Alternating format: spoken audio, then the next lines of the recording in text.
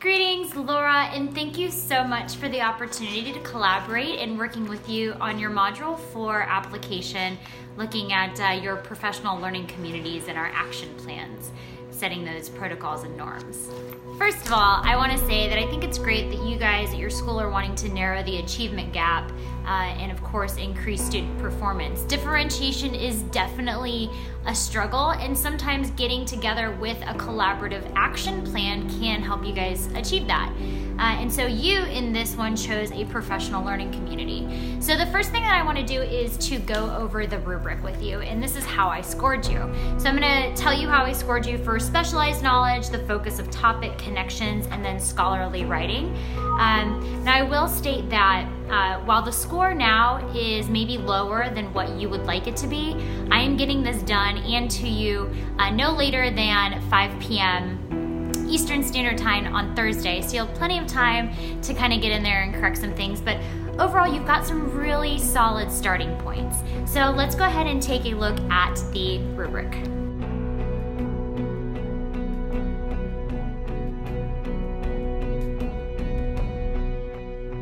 Awesome, Laura. So let's go ahead and take a look at your introduction.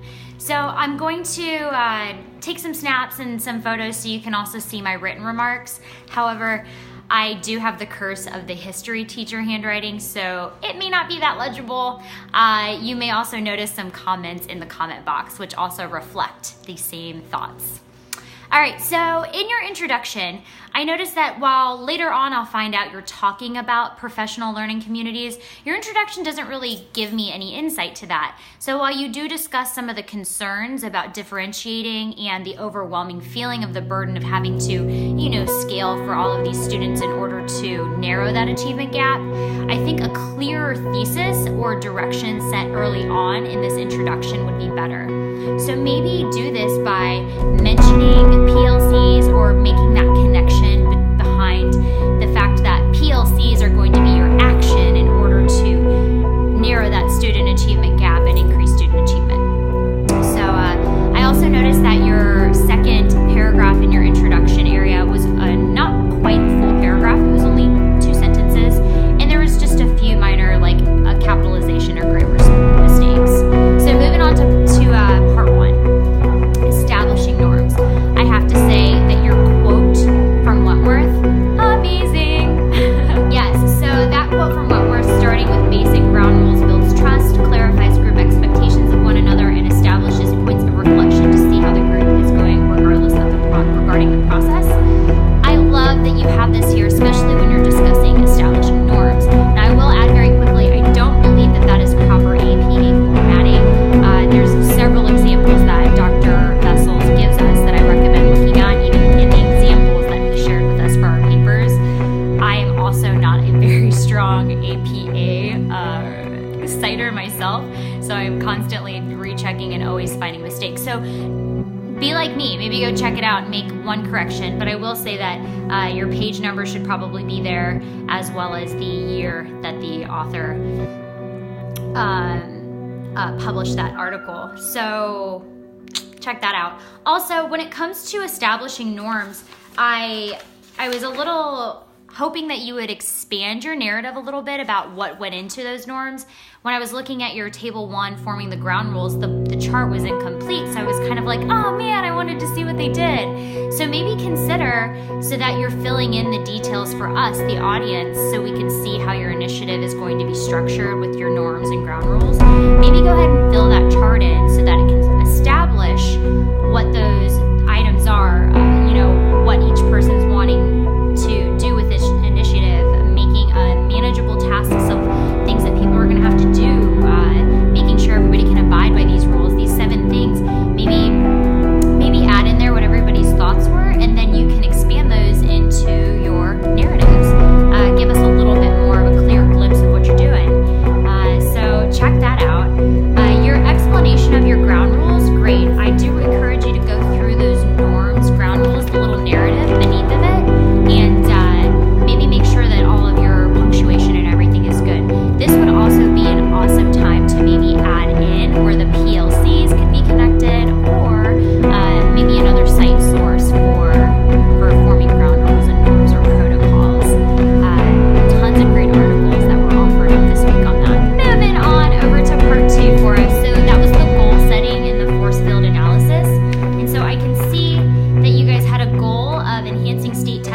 in increasing the achievement levels of lower achieving or disabled IEP students with the objective of integrating co-teaching into the classrooms as a strategy to grow student knowledge. Now, before we get to the force field and analysis, let's go ahead and take a look at your goals.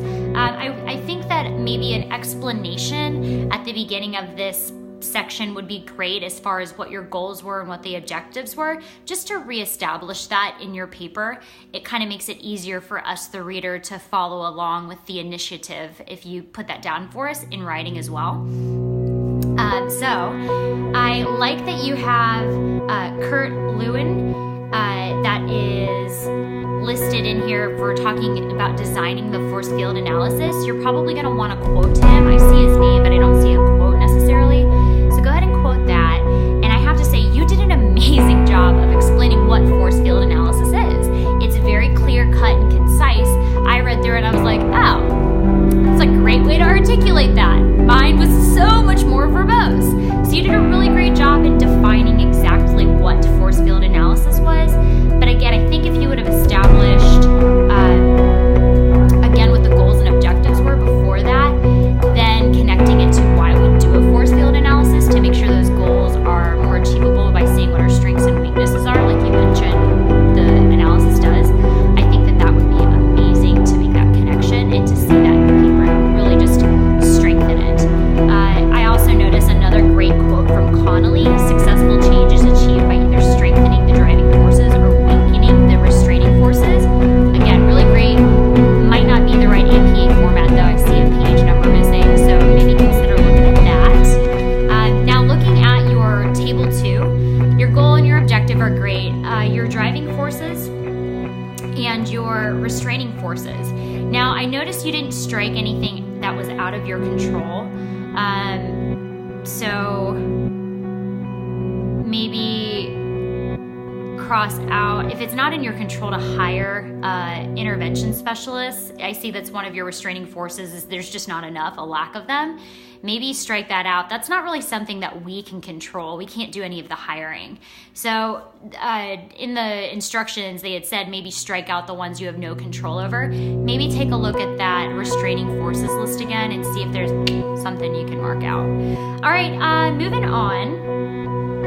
I noticed as you were looking at your key forces and either helping or hindering the success of the initiative, I noticed that there's still no real strong connection to the PLCs yet, the professional learning communities. How do they all tie into this? Like, how is it structured and organized that the PLCs will help make this work? I'm not seeing yet the direction for this action option in the initiative. So how is this initiative going to succeed through the PLCs is basically what I'm asking. How is the PLC going to make your goals and objectives happen?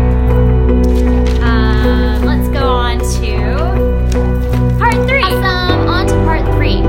Now, I love that you're restating your ground rules and you actually establish who's going to be responsible what at this point. But I also noticed that there may potentially be something missing. As data! What about data? Remember, part of the assignment is to look at triangulation and pulling in data from different resources in order to determine if something is effective. And that's really important for this whole cycle, really, if you think about it.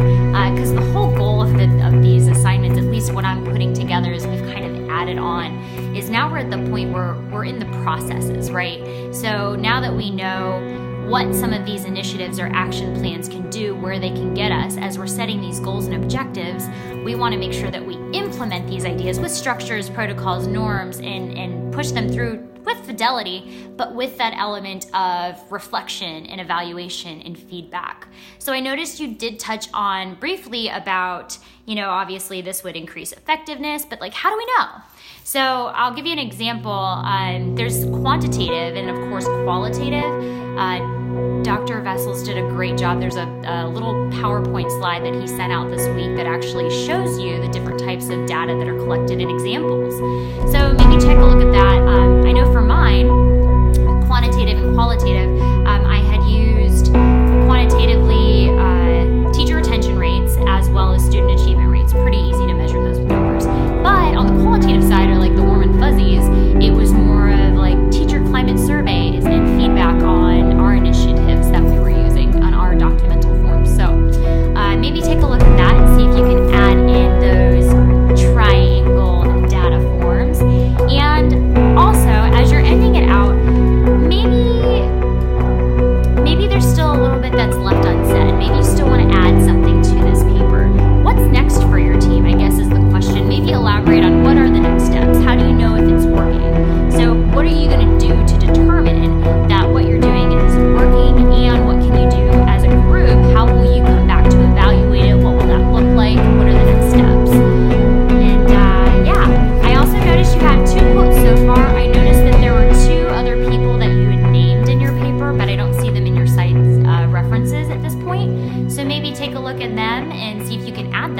and also maybe find a few more sources.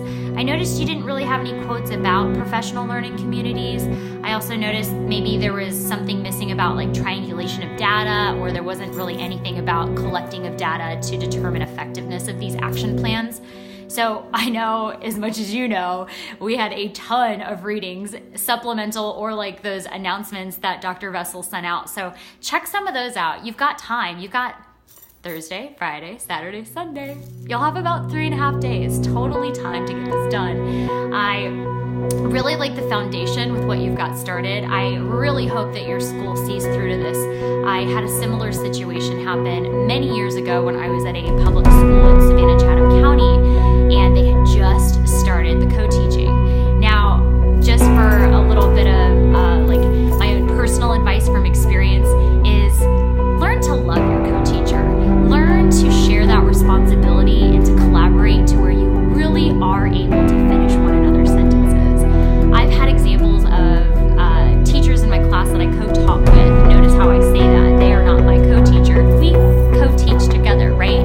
So my students at some points, once we got to a relationship that was very good with one of my co-teachers, or a person I co-taught with, the students were very, very hard-pressed to determine who exactly was the expert in the room. I miss Miss Swindell. She was amazing. But of course, I've also had those other situations where I butt heads, or I just didn't collaborate really well, or maybe the person that I was supposed to be co-teaching with wasn't wanting to,